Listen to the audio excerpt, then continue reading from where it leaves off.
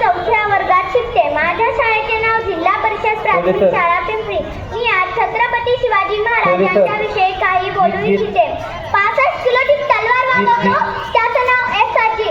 2000 सैन्यांशी एकटा झुंजतो त्याचं नाव बाजी. हा कुठला तरी